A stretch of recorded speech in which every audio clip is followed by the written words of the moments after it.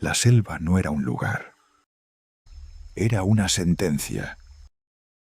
Hace 200.000 años, cuando los primeros seres humanos anatómicamente modernos comenzaron a desplazarse por los márgenes de los bosques ecuatoriales de África, no caminaban como conquistadores.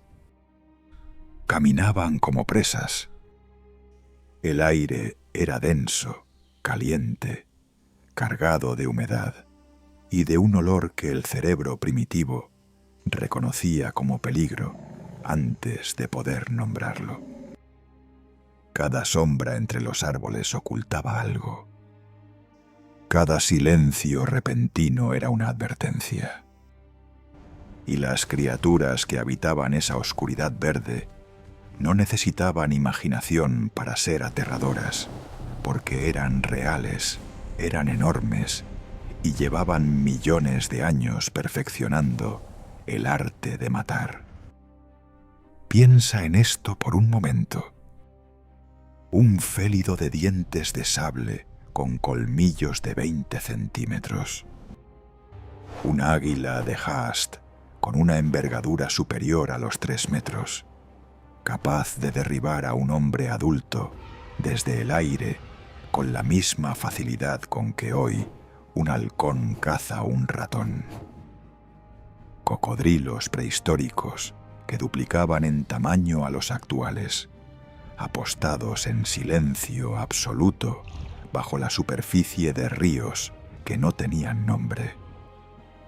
Estos no eran monstruos de mitología. Eran la realidad cotidiana de cada amanecer.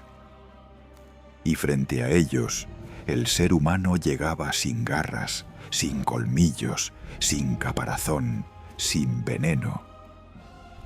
Llegaba desnudo, lento, frágil, y con un cerebro que aún no sabía todo lo que era capaz de hacer. Lo que ocurrió a continuación es una de las historias más extraordinarias que la Tierra haya producido. No es la historia de una especie que evolucionó físicamente para dominar su entorno. Es la historia de una especie que aprendió a pensar más rápido de lo que sus enemigos podían atacar. Los huesos encontrados en cuevas de Sudáfrica, en los valles del Rift, en los bosques petrificados de lo que hoy es Indonesia, cuentan una narrativa que los libros de texto apenas rozan. Una narrativa de ingenio, de terror superado, de estrategias tan elaboradas que los arqueólogos del siglo XXI todavía debaten cómo fue posible que mentes tan tempranas las concibieran. Cada cicatriz en un hueso fosilizado es una página de esa historia. Cada herramienta encontrada junto a los restos de un depredador es un capítulo. Hay sitios arqueológicos en la cuenca del Congo, en las laderas del Monte Carmelo en Israel, en las llanuras de lo que fue el Sahara Verde, donde la evidencia se acumula con una elocuencia que ningún texto puede superar.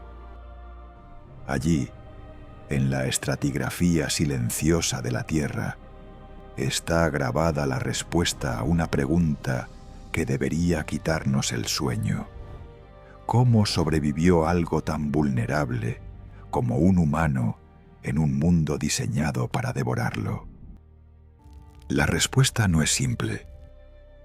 No es un solo descubrimiento, ni una sola habilidad, ni un solo momento de genialidad.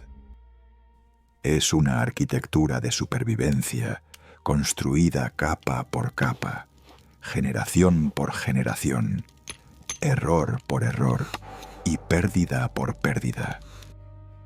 Es la historia de lo que sucede cuando la criatura más frágil del ecosistema decide de alguna forma que la ciencia aún intenta comprender del todo que no va a desaparecer, que va a aprender, que va a adaptarse y que algún día en un futuro que ninguno de esos primeros humanos podría haber imaginado, sus descendientes iban a caminar por esa misma selva sin temblar. Cierra los ojos por un momento e imagina la oscuridad absoluta. No la oscuridad de una habitación con las persianas bajadas, ni la de una noche de camping con nubes cubriendo la luna. Imagina una oscuridad viva, pulsante, que respira. Una oscuridad que emite sonidos que ningún diccionario moderno puede clasificar con precisión. Gruñidos guturales que hacen vibrar el esternón. Crujidos de ramas que ningún viento explica. El chapoteo rítmico y pausado de algo grande moviéndose en el agua cercana. Estás en la selva ecuatorial africana hace 150.000 años y el suelo bajo tus pies es una trampa húmeda de raíces, barro y hojas en descomposición. El aire pesa y algo, a unos 30 metros de distancia, acaba de detenerse para olfatearte. Esto no es una metáfora ni una recreación dramática para capturar tu atención. Es la reconstrucción más fiel que la paleoecología moderna puede ofrecer del entorno cotidiano de los primeros Homo sapiens que habitaron los márgenes de los bosques tropicales del este y centro de África. Los registros sedimentarios analizados en sitios como Pinnacle Point, en la costa sur de Sudáfrica, y en los yacimientos del valle del río Klasis, revelan con una claridad perturbadora que estos humanos no vivían en un paraíso verde exuberante. Vivían en el umbral de un ecosistema que los consideraba, en el mejor de los casos, una fuente de proteínas conveniente. La evidencia estratigráfica de estos sitios, datada entre 100.000 y 160.000 años atrás, muestra ocupaciones humanas intermitentes, abandonos repentinos y señales inequívocas de presión predatoria constante sobre los grupos que se asentaban allí. La selva antigua no se parecía en nada a lo que Hollywood ha construido durante décadas en nuestra imaginación colectiva. No era el telón de fondo exótico de una aventura de exploración, con lianas convenientes y luz filtrada de manera fotogénica entre los árboles. Era un sistema cerrado, altamente competitivo, donde cada nivel de la cadena alimentaria estaba ocupado por especialistas evolutivos que llevaban millones de años afinando sus habilidades. Los grandes félidos del Pleistoceno, entre ellos el Panthera leo spelaea y diversas especies del género Megantherion, no eran cazadores oportunistas. Eran máquinas de precisión biológica con territorios establecidos, patrones de caza documentados en los registros de marcas óseas y una capacidad demostrada para seleccionar presas humanas cuando la oportunidad se presentaba. Los análisis de marcas en fósiles humanos encontrados en cuevas de Sudáfrica y el este de África confirman sin lugar a dudas que los humanos eran cazados de manera activa y regular. Pero el peligro no venía únicamente de los grandes félidos. La selva antigua era una superposición de amenazas en distintos niveles del espacio físico. En el suelo, las serpientes del género Vitis, algunas de las cuales alcanzaban longitudes superiores a los 2 metros, eran prácticamente invisibles entre la hojarasca. En el dosel superior, el águila coronada africana, Stephanoaetus coronatus, cuya versión prehistórica era considerablemente más grande que el ejemplar moderno, cazaba a primates de hasta 10 kilogramos, con una eficiencia que los ornitólogos actuales califican de extraordinaria.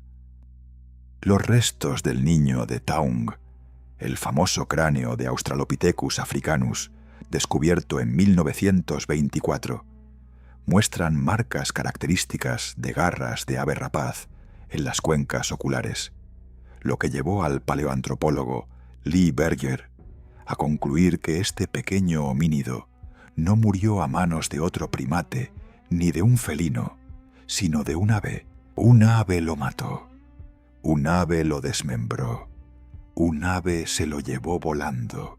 Lo que hace esta historia verdaderamente inquietante no es solo la naturaleza de los depredadores, es la desproporción radical entre sus capacidades y las del ser humano primitivo que intentaba coexistir con ellos. Un adulto Homo sapiens de ese período, bien nutrido y en condición óptima, pesaba entre 50 y 70 kilogramos, carecía de garras funcionales, tenía una velocidad máxima de sprint inferior a los 35 kilómetros por hora y unos dientes que, comparados con los de cualquier depredador del ecosistema, eran instrumentos risiblemente inadecuados para el combate. No tenía piel gruesa, no tenía veneno, no tenía camuflaje natural. Era, en términos puramente físicos, uno de los animales más vulnerables que habitaban ese entorno. Los registros fósiles de ese período muestran tasas de mortalidad juvenil que superaban el 60% antes de los 5 años de edad, y una esperanza de vida media que rara vez alcanzaba los 35 años en condiciones favorables. Y sin embargo, aquí estamos. Esa es la paradoja que los paleoantropólogos llevan décadas intentando resolver con rigor científico creciente.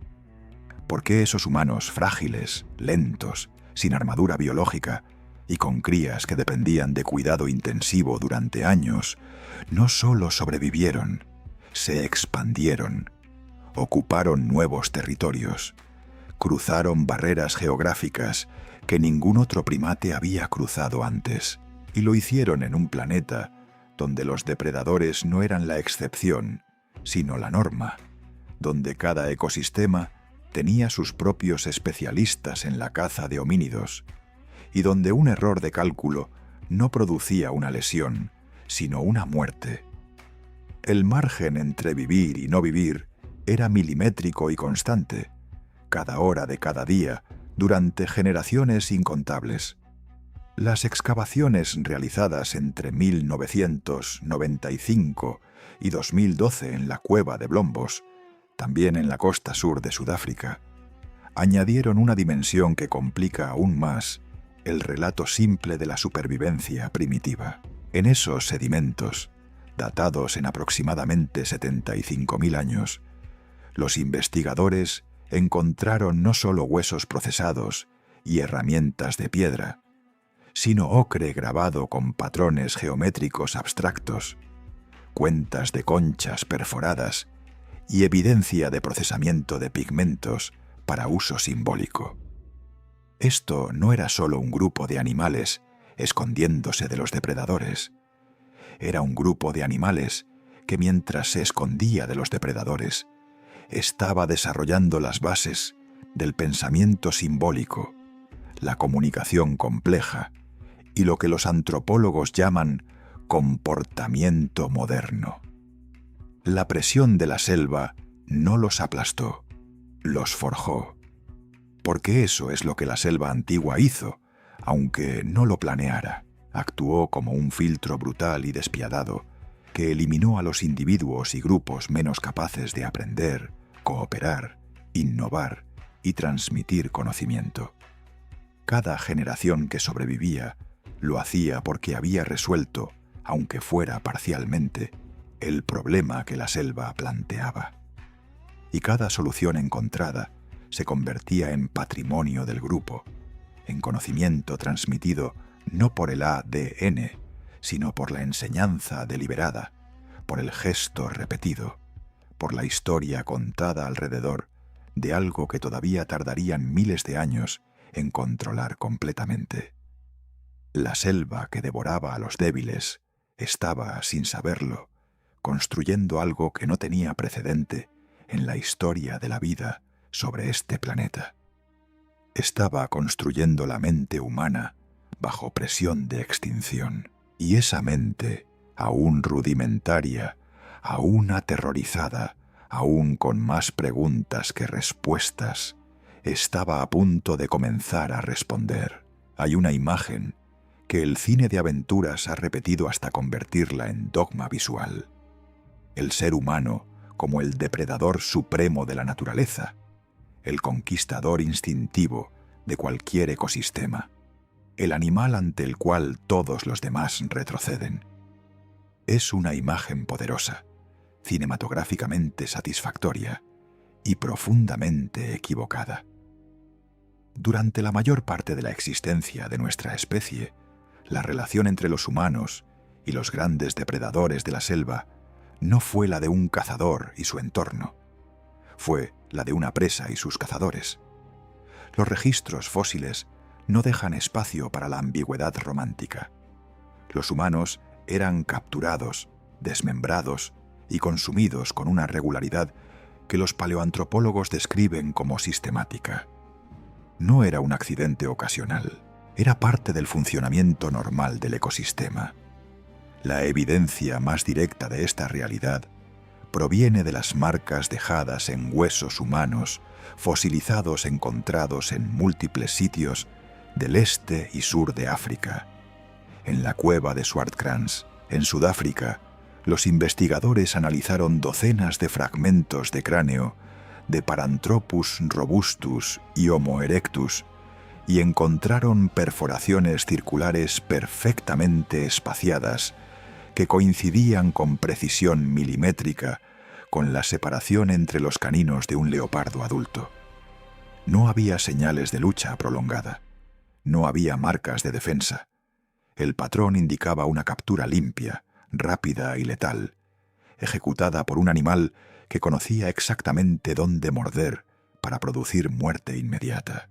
El leopardo no estaba improvisando, estaba aplicando una técnica perfeccionada durante millones de años de evolución, y los humanos que habitaban esa cueva eran para ese leopardo una presa más en su territorio establecido.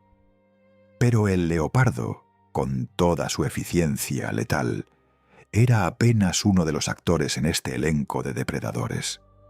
El Pleistoceno africano era un período de megafauna extraordinaria, y varios de sus representantes más imponentes incluían a los homínidos en su dieta de manera documentada. El Dinofelis, un félido de tamaño comparable a un leopardo moderno, pero con adaptaciones craneales específicas para cazar presas de cráneo redondeado, como los primates y los homínidos, aparece en los registros fósiles de múltiples sitios africanos en íntima asociación con restos humanos. Los análisis realizados por el paleoantropólogo Charles Brain en la cueva de Swartkrans durante las décadas de 1970 y 1980 establecieron una correlación tan consistente entre los restos de Dinofelis y los de homínidos que Brain propuso que este félido podría haber sido, durante cierto periodo, el depredador especializado en humanos por excelencia. Un depredador que no cazaba humanos porque no encontraba nada mejor. Un depredador que los cazaba porque los había incorporado como componente regular de su estrategia alimentaria. El peligro no se limitaba al suelo ni a los félidos. El espacio aéreo era igualmente hostil, y la evidencia de depredación por aves rapaces sobre homínidos es más abundante de lo que la mayoría de los divulgadores científicos reconoce. El caso del niño de Taung, descubierto en 1924 y analizado en detalle por Lee Berger y Ron Clark a finales del siglo XX, estableció que las marcas en las cuencas oculares de ese cráneo de Australopithecus africanus correspondían a las garras de un ave rapaz de gran tamaño, probablemente una versión ancestral del águila coronada africana. Esta ave, cuya envergadura moderna ya supera el 1,80 m, cazaba a primates activamente y era capaz de cargar con presas que superaban su propio peso corporal. Su versión prehistórica era mayor, Sus técnicas de caza estaban igualmente perfeccionadas, y los homínidos juveniles que se desplazaban en grupos, pero que inevitablemente quedaban expuestos durante breves momentos de separación, representaban una presa accesible y nutritiva. En los entornos acuáticos y semiacuáticos, la amenaza adoptaba una forma diferente, pero igualmente documentada. El Crocodylus torbjarnarssoni, una especie extinta de cocodrilo que habitó el este de África hasta hace aproximadamente 2 millones de años, alcanzaba longitudes estimadas entre 7 y 8 metros y un peso que los paleontólogos calculan en más de 1 tonelada. Este animal no era una versión exagerada del cocodrilo del Nilo moderno. Era una criatura de una categoría diferente, capaz de capturar presas del tamaño de un bovino adulto, con la misma eficiencia con que su descendiente moderno captura antílopes. Los yacimientos a orillas de los antiguos lagos del Valle del Rift muestran en sus estratos más profundos una mezcla reveladora de restos humanos y marcas de mordedura de cocodrilo que confirman lo que la lógica del ecosistema ya sugería. Cualquier grupo humano que dependiera de fuentes de agua abiertas estaba expuesto a una amenaza constante e impredecible desde abajo de la superficie. Lo que hace esta acumulación de evidencia particularmente significativa no es solo la brutalidad que documenta, es el patrón conductual que revela en los propios humanos. Porque los registros arqueológicos muestran que los asentamientos humanos de este período no se ubicaban al azar.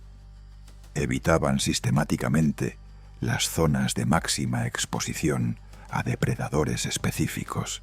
Las cuevas con evidencia de ocupación humana prolongada en el sur de África muestran características comunes: entradas estrechas, posiciones elevadas con campo visual amplio y proximidad a recursos de agua que permitían el acceso rápido, sin exposición prolongada, en zonas abiertas. Esto no era casualidad geológica, era selección deliberada de microhábitat, basada en conocimiento acumulado del comportamiento de los depredadores locales. Los humanos que sobrevivían eran los que habían aprendido a leer el ecosistema con suficiente precisión para anticipar el peligro antes de que se materializara. Esa capacidad de lectura del entorno tenía un costo invisible, pero devastador. Requería años de aprendizaje que un individuo solo no podía completar en el tiempo disponible antes de cometer un error fatal. Requería la transmisión de conocimiento entre generaciones, la comunicación de patrones observados, la codificación de experiencias colectivas en formas que pudieran ser enseñadas y recordadas. Los grupos que lograban mantener esa cadena de transmisión intergeneracional intacta sobrevivían. Los que la perdían, ya fuera por una enfermedad que eliminaba a los individuos de mayor experiencia o por una catástrofe que dispersaba el grupo, volvían a ser vulnerables de manera casi inmediata. La memoria del grupo era, literalmente, una tecnología de supervivencia, y su destrucción era tan letal como la mordedura de cualquier félido. Esta es la imagen que los libros de texto tardan demasiado en presentar con la honestidad que merece. El ser humano primitivo no dominaba la selva, la negociaba, la estudiaba, la temía con una profundidad que probablemente ninguna emoción moderna puede replicar en intensidad, porque el miedo que experimentaban no era el miedo abstracto y gestionable de una película de terror, sino el miedo concreto, físico y omnipresente de saber que algo más grande, más rápido y más letal que tú está activo en la oscuridad y conoce tu olor. Ese miedo no los paralizó. Los obligó a pensar de maneras que ningún otro animal en la historia de la vida sobre este planeta había pensado antes. Y esa obligación, impuesta por los monstruos que los cazaban, fue el primer motor de todo lo que vendría después. Existe un momento en la historia de nuestra especie que los científicos llevan décadas intentando fechar con precisión y cuya importancia supera con creces la de cualquier batalla, tratado o invención que los libros de historia convencional consideran fundacional. Es el momento en que un ser humano o un grupo de seres humanos decidió no huir del fuego, sino acercarse a él. No tomarlo como señal de peligro, sino como herramienta. No temerlo, sino controlarlo. Ese momento no ocurrió de golpe. No fue una epifanía individual de un genio solitario. Y no se parece en nada a la escena dramática que Hollywood ha recreado incontables veces, con antorchas convenientes y expresiones de triunfo, iluminadas cinematográficamente. Fue un proceso lento, accidentado, probablemente revertido y reiniciado múltiples veces a lo largo de generaciones. Y su evidencia arqueológica es tan antigua que todavía genera debate entre los especialistas más rigurosos del campo. Los indicios más tempranos del uso controlado del fuego por parte de homínidos provienen de varios sitios africanos y del Medio Oriente, con dataciones que oscilan entre 1.000.000 y 1.400.000 años de antigüedad. La cueva de Wonderwerk, en la provincia del Cabo Norte de Sudáfrica, contiene sedimentos con restos de huesos y material vegetal quemado, datados en aproximadamente 1.000.000 de años, lo que la convierte en uno de los registros más antiguos de fuego, en un contexto de ocupación homínida. El sitio de Gesher Benot Yaakov, en Israel, datado en aproximadamente 800.000 años, muestra concentraciones de madera quemada, semillas carbonizadas y sílex con evidencia de exposición a calor, en patrones que los investigadores interpretan como hogueras recurrentes en zonas específicas. Estos no eran fuegos accidentales, producidos por rayos y aprovechados oportunistamente. La recurrencia espacial, la concentración de material quemado en puntos fijos y la asociación constante con restos de actividad humana apuntan a una relación deliberada y sostenida con el fuego como recurso gestionado. Pero aquí es donde la narrativa popular comete su error más persistente. La imagen dominante del fuego primitivo lo presenta casi exclusivamente como herramienta culinaria, como el origen de la cocina y la dieta cocida que permitió al cerebro humano crecer. Esa dimensión es real y ha sido desarrollada brillantemente por investigadores como Richard Wrangham. Lo que rara vez se enfatiza con igual rigor es la función defensiva del fuego, que en el contexto de la presión predatoria constante que describimos anteriormente, era posiblemente su aplicación más inmediatamente vital.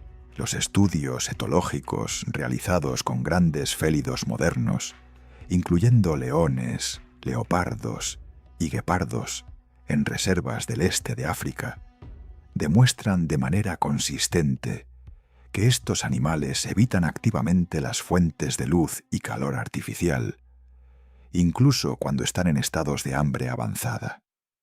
El fuego no solo iluminaba el perímetro del campamento humano, redefinía los términos del contrato entre el humano y su ecosistema nocturno de una manera que ninguna otra innovación de ese período podía replicar. La geometría de esta defensa era elegantemente simple en su concepto y extraordinariamente compleja en su ejecución práctica. Un fuego mantenido durante toda la noche en el centro o en el perímetro de un área de descanso creaba una barrera sensorial múltiple para cualquier depredador que se aproximara. Luz visible que eliminaba el elemento sorpresa, calor irradiado que alteraba el perfil olfativo del grupo, humo que interfería con la capacidad de rastreo olfativo de félidos y cánidos, y sonido de combustión que añadía una señal auditiva de alerta. Ningún depredador terrestre del Pleistoceno africano había encontrado en su historia evolutiva un equivalente a esta combinación de estímulos simultáneos. Sus respuestas instintivas ante el fuego natural, desarrolladas durante millones de años de exposición a incendios forestales, los programaban para alejarse, y esa programación, completamente involuntaria desde la perspectiva del depredador, se convertía en el escudo más efectivo que los humanos podían desplegar con los recursos disponibles. Mantener ese escudo activo durante una noche completa era, sin embargo, un desafío que requería una organización social sofisticada. Un fuego no se mantiene solo. Consume combustible a un ritmo constante y exige atención periódica para evitar que se extinga en las horas más peligrosas, que en los ecosistemas del Pleistoceno africano eran precisamente las horas de máxima actividad de los grandes felinos, las 3 o horas previas al amanecer. Los registros de ocupación de cuevas, con evidencia de uso sistemático de fuego, muestran patrones de disposición de los durmientes que los arqueólogos interpretan como indicativos de turnos de vigilancia, con individuos posicionados consistentemente cerca de las fuentes de combustión. No era solo una cuestión de quién dormía más cerca del fuego por comodidad térmica. Era una arquitectura de responsabilidad colectiva, donde la supervivencia del grupo dependía de que alguien permaneciera despierto y atento cuando todos los demás eran más vulnerables. La obtención del combustible añadía otra capa de complejidad a esta ecuación. No toda la madera arde igual.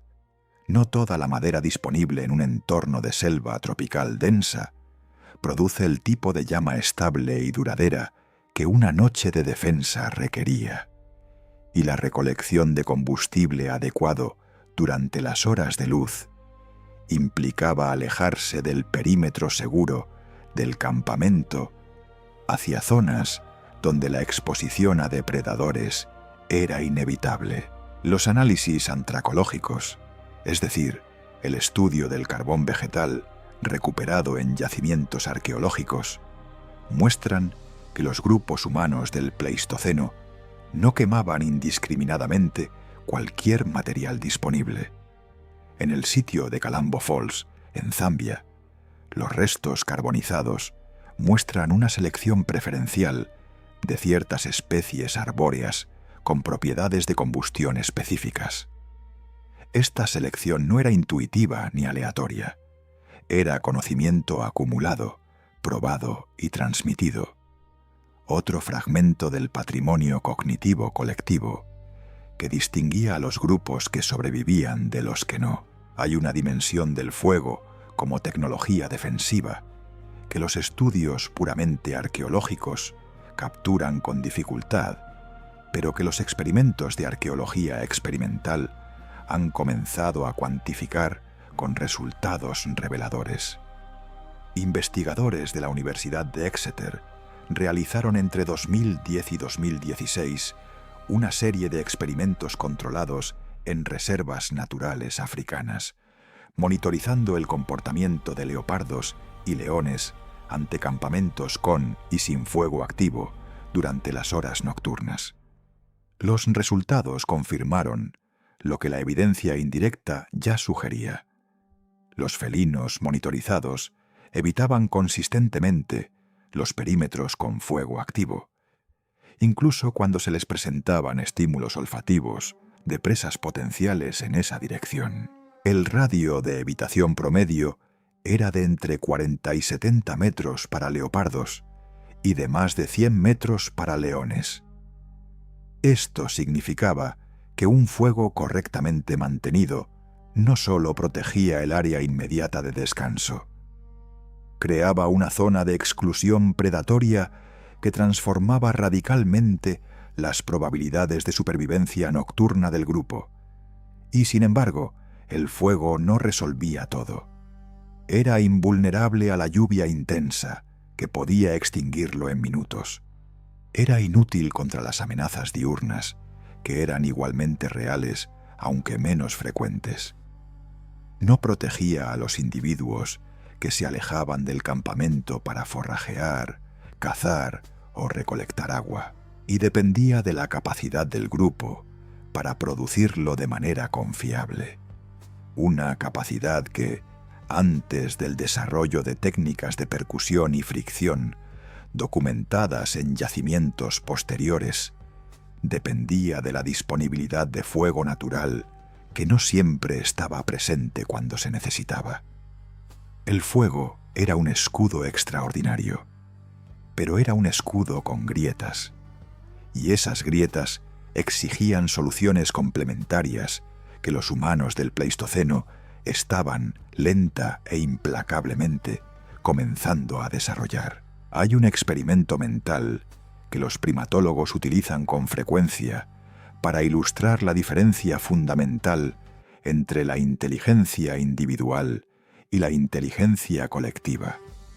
Imagina a un chimpancé adulto, uno de los animales más inteligentes del planeta, enfrentado a un problema que requiere la coordinación simultánea de individuos actuando en roles diferentes y complementarios. Los chimpancés, a pesar de su inteligencia individual extraordinaria, fallan sistemáticamente en este tipo de tareas cuando el número de participantes supera 2 o 3.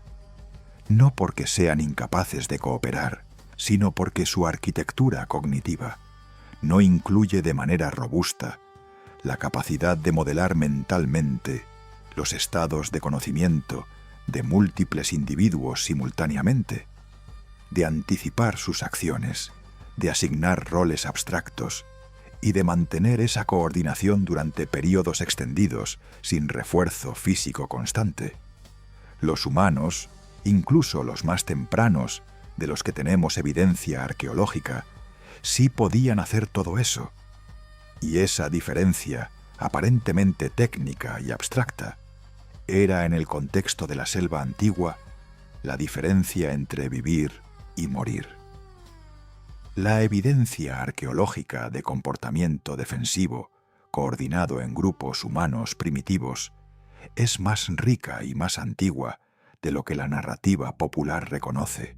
Los patrones de ocupación de cuevas en el sur de África, analizados en detalle en sitios como la cueva de Pinnacle Point y el complejo de cuevas de Sibudu en KwaZulu-Natal, muestran disposiciones espaciales de herramientas, restos de combustión y huesos procesados que los investigadores interpretan como indicativas de una organización interna del espacio, del grupo altamente estructurada.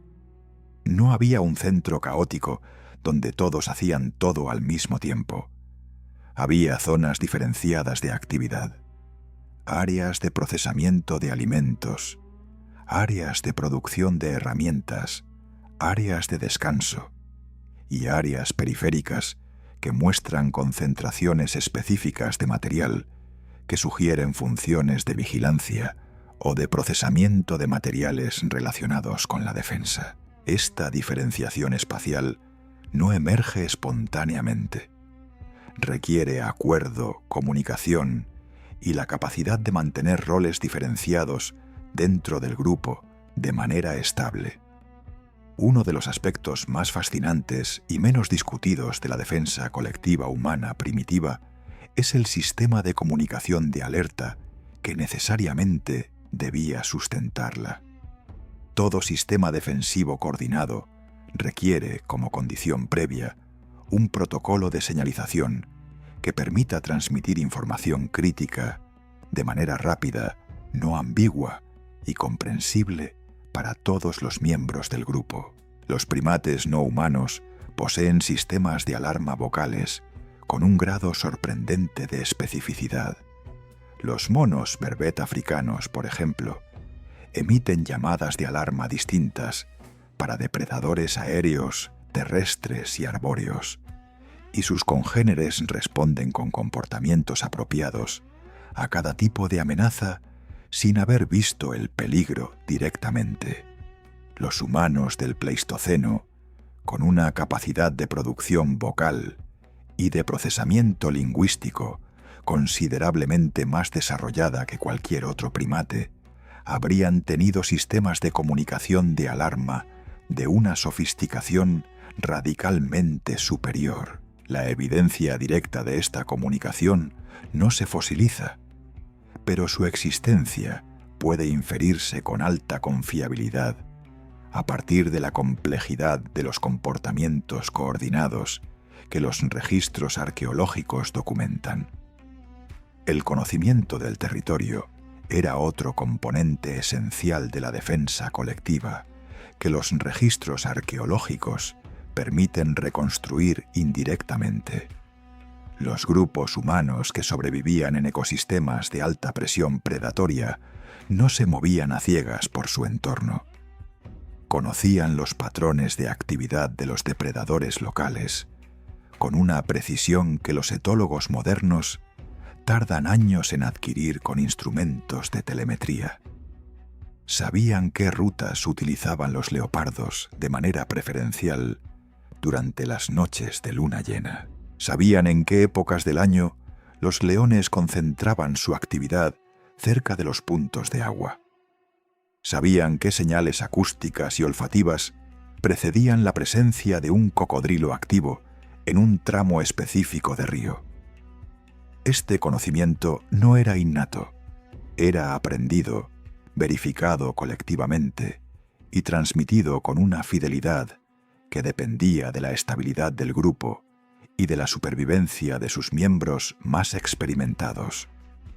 La pérdida de un anciano que portaba décadas de observación acumulada no era solo una pérdida emocional, era una pérdida de inteligencia táctica que podía costar vidas en las semanas siguientes. La estructura de vigilancia nocturna que los patrones arqueológicos sugieren tenía implicaciones profundas para la organización social del grupo. Mantener turnos de guardia efectivos durante una noche completa requería un nivel de confianza interpersonal y de responsabilidad social que no puede existir en ausencia de normas compartidas, expectativas mutuas y alguna forma de sanción social para quienes no cumplían sus obligaciones. Un guardián que se dormía durante su turno no solo ponía en riesgo su propia vida, ponía en riesgo la vida de todos los que dormían confiando en su vigilia. Esto significa que la defensa colectiva contra depredadores no era solo una estrategia táctica, era un motor de cohesión social, un generador de normas de comportamiento cooperativo y posiblemente uno de los contextos originales en los que la reciprocidad, la confianza y la obligación social adquirieron el peso evolutivo que todavía tienen en nuestra psicología moderna. Los análisis comparativos entre grupos de cazadores-recolectores contemporáneos que habitan entornos con alta presión predatoria, realizados por antropólogos como Kim Hill y Magdalena Hurtado entre los Aché en Paraguay y por Polly Wiesner entre los Kung del Kalahari, revelan patrones de organización defensiva sorprendentemente consistentes con lo que la arqueología sugiere para períodos mucho más tempranos. Estos grupos mantienen sistemas de vigilancia rotativa, protocolos explícitos de respuesta ante avistamientos de depredadores, jerarquías de responsabilidad claramente definidas para situaciones de emergencia y mecanismos de transmisión de conocimiento sobre el comportamiento de los depredadores locales, que incluyen narración oral, demostración práctica y ritual. La consistencia de estos patrones a través de grupos geográficamente separados y culturalmente distintos, sugiere que no son invenciones culturales arbitrarias, sino respuestas convergentes a presiones similares, respuestas que probablemente tienen raíces mucho más profundas en el tiempo que cualquier registro histórico. Hay una dimensión de la inteligencia colectiva defensiva que merece atención especial, porque su evidencia arqueológica es directa y fechable con precisión. Es la dimensión del cuidado de los heridos y los vulnerables. Los restos humanos del Pleistoceno muestran, en un porcentaje significativo de los casos analizados, evidencia de supervivencia prolongada tras lesiones graves que habrían sido incompatibles con la vida sin asistencia externa. El esqueleto conocido como Shanidar I, encontrado en la cueva de Shanidar, en el norte de Irak, y datado en aproximadamente 45.000 años, pertenecía a un individuo de Homo neanderthalensis que había sobrevivido durante años con un brazo izquierdo amputado o severamente inutilizado, una lesión ocular que probablemente lo había dejado parcialmente ciego, y múltiples fracturas curadas de costillas y extremidades inferiores. Este individuo no podía haberse procurado su propio alimento, ni haberse defendido de los depredadores de manera independiente. Su supervivencia durante años, después de estas lesiones, es evidencia inequívoca de que el grupo lo sustentó de manera activa y deliberada. El grupo no abandonó a los que el ecosistema había dañado, los incorporó, los protegió, y al hacerlo, preservó décadas de experiencia acumulada que de otro modo se habrían perdido para siempre. Esta es la dimensión de la inteligencia colectiva que ningún felino, ningún águila y ningún cocodrilo del Pleistoceno podía anticipar ni contrarrestar. No era la fuerza de un individuo excepcional, era la resiliencia de un sistema que aprendía de sus pérdidas, que distribuía sus capacidades entre múltiples portadores, que protegía su conocimiento acumulado con la misma determinación con que protegía a sus crías. La manada humana no era fuerte porque sus miembros fueran físicamente superiores a los depredadores que los acechaban. Era fuerte porque había descubierto de manera empírica y a un costo enorme en vidas que la suma organizada de múltiples debilidades individuales podía superar en eficacia a cualquier fortaleza solitaria. Ese descubrimiento no tenía precedente en la historia de la vida en este planeta, y apenas estaba comenzando a desplegarse en toda su potencia. Durante la mayor parte de la historia evolutiva de los homínidos, la relación entre el ser humano y los grandes depredadores de su entorno fue fundamentalmente asimétrica. El depredador tenía alcance, velocidad, masa y armamento biológico. El humano tenía inteligencia, cooperación y fuego. Pero había un problema estructural que ninguna de estas ventajas resolvía completamente: la distancia. Un fuego protege un perímetro fijo. Una manada coordinada defiende un área delimitada. Pero el humano que se alejaba del campamento para forrajear, para explorar nuevos territorios o para seguir una presa durante una cacería, quedaba expuesto a una ecuación diferente, una en la que su vulnerabilidad física volvía a ser el factor dominante. Resolver ese problema, el problema de la protección individual en movimiento, requería una innovación de naturaleza distinta a todo lo que había venido antes. Requería una herramienta que extendiera el alcance del cuerpo humano más allá de sus límites biológicos y que pudiera infligir daño a distancia suficiente para alterar el comportamiento de un depredador antes de que éste pudiera completar su ataque. Requería, en términos que la arqueología moderna usa con precisión técnica, tecnología de proyectiles. Los registros arqueológicos de la fabricación de puntas de lanza y herramientas arrojadizas son considerablemente más antiguos de lo que la mayoría de los divulgadores científicos comunica habitualmente. El sitio de Katupanunu, en la provincia del Cabo Norte de Sudáfrica, produjo durante las excavaciones realizadas entre 2010 y 2012 un conjunto de puntas de piedra datadas en aproximadamente 500.000 años, con evidencia de fracturas en el filo consistentes con impacto de alta velocidad contra un objeto resistente.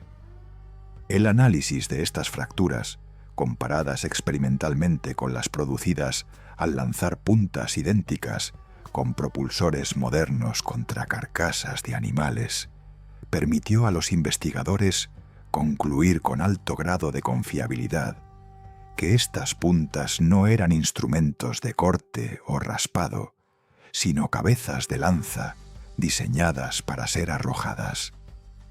500.000 años, 250.000 años antes de lo que los modelos tradicionales de desarrollo tecnológico humano asumían como fecha de origen de esta capacidad. La significación defensiva de esta tecnología es difícil de sobreestimar.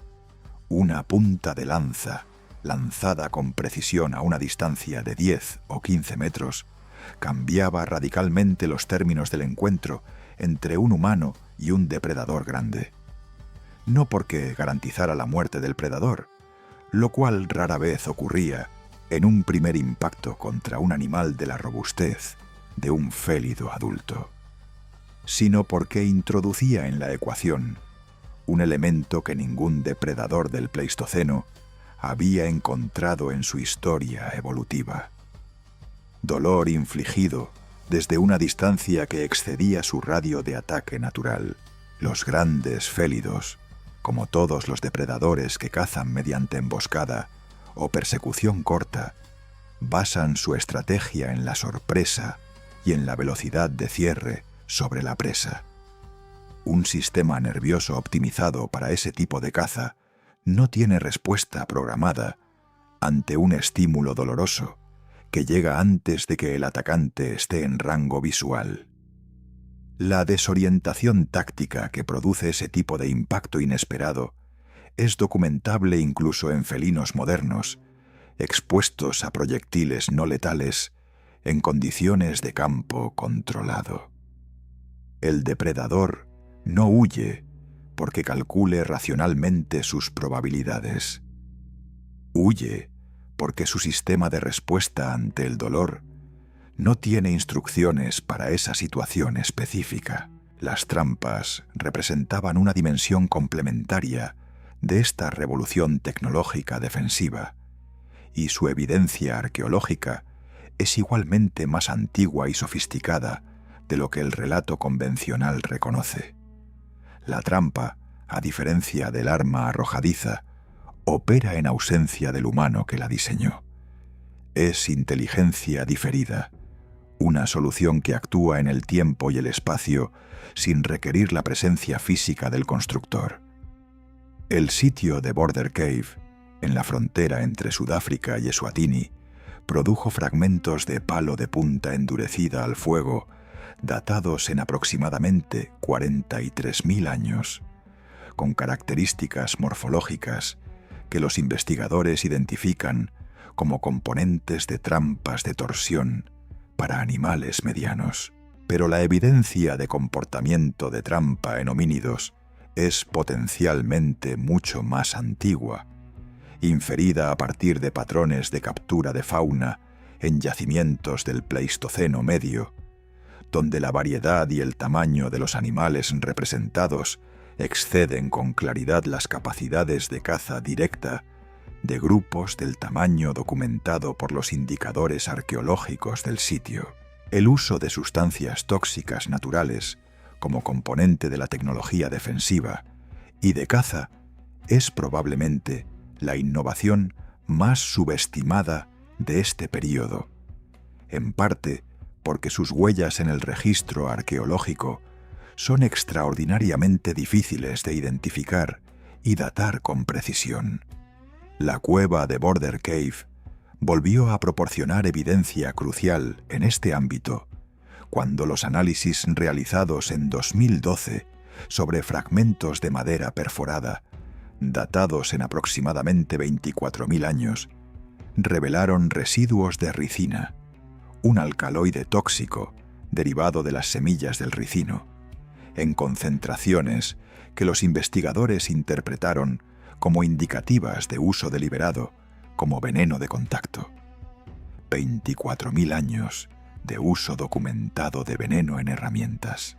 Pero la identificación en yacimientos posteriores de patrones de procesamiento de plantas con propiedades tóxicas conocidas, junto con los instrumentos de perforación y aplicación asociados, sugiere una práctica con raíces considerablemente más profundas. Un veneno aplicado a la punta de una lanza no solo aumentaba la probabilidad de que un impacto no letal produjera incapacitación progresiva, multiplicaba exponencialmente el poder disuasorio de una herramienta que ya había redefinido la distancia segura entre el humano y su agresor. El arco y la flecha representan el escalón siguiente en esta arquitectura tecnológica, y su datación arqueológica ha sido objeto de revisión consistente hacia fechas más tempranas en las últimas 2 décadas de investigación.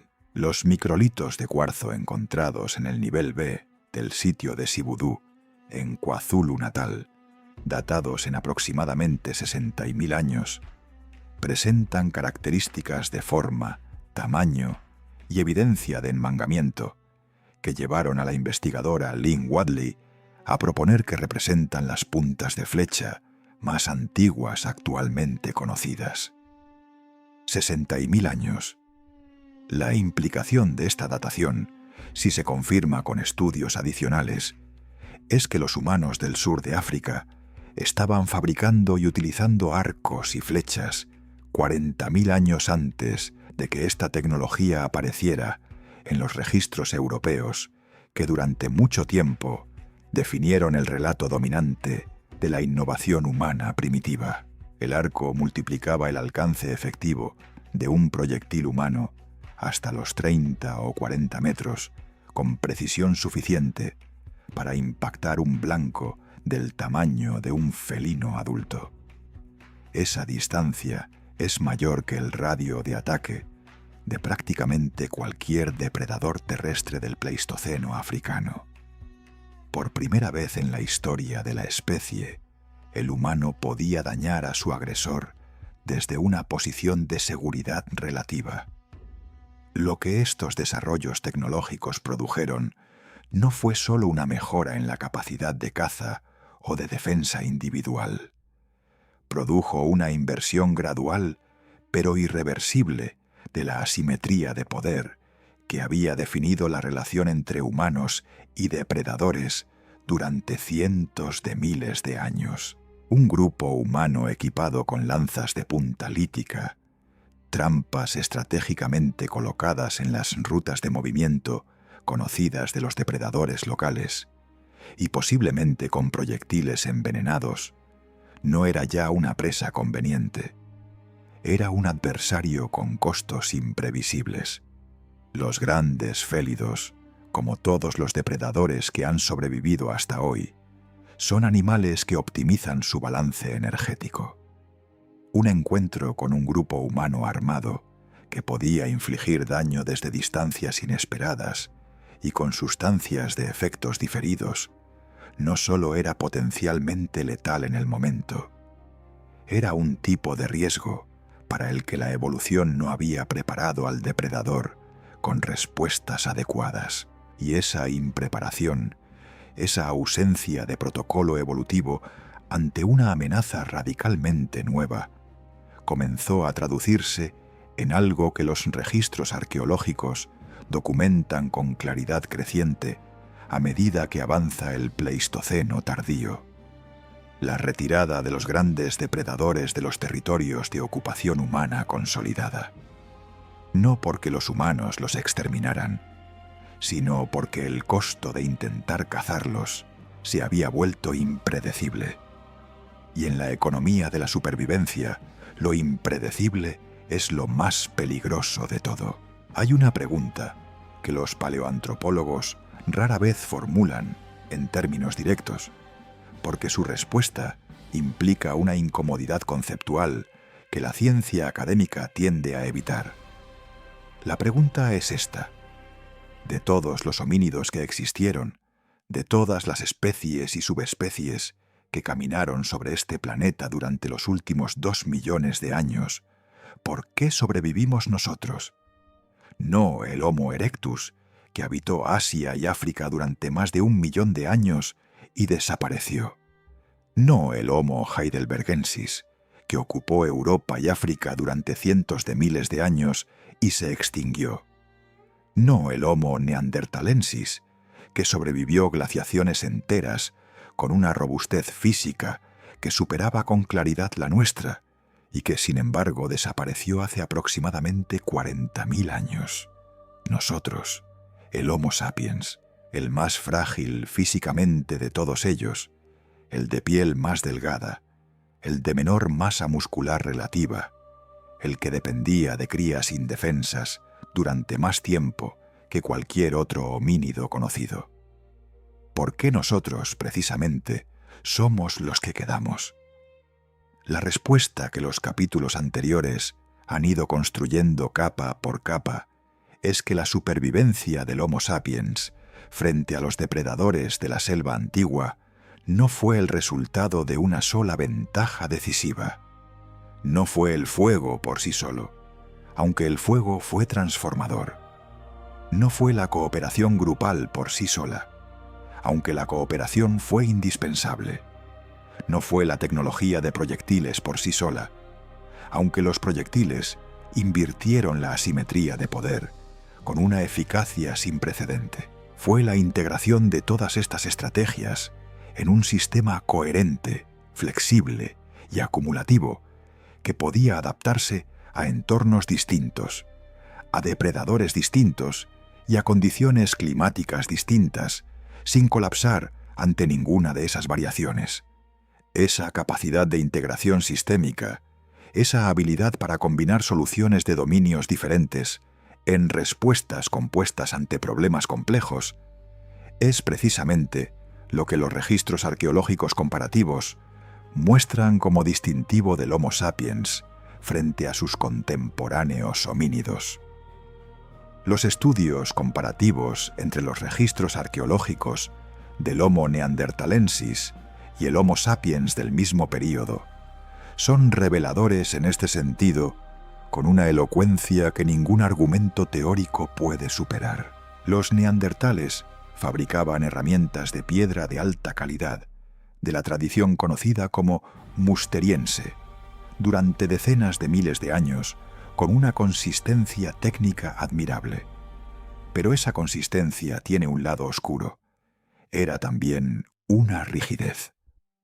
Los conjuntos de herramientas neandertales muestran una variación morfológica y funcional notablemente menor que los conjuntos del Homo sapiens del mismo período.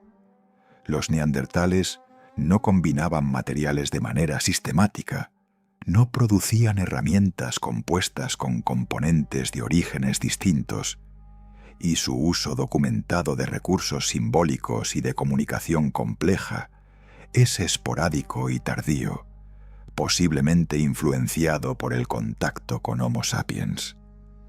Eran extraordinariamente hábiles dentro de un dominio definido.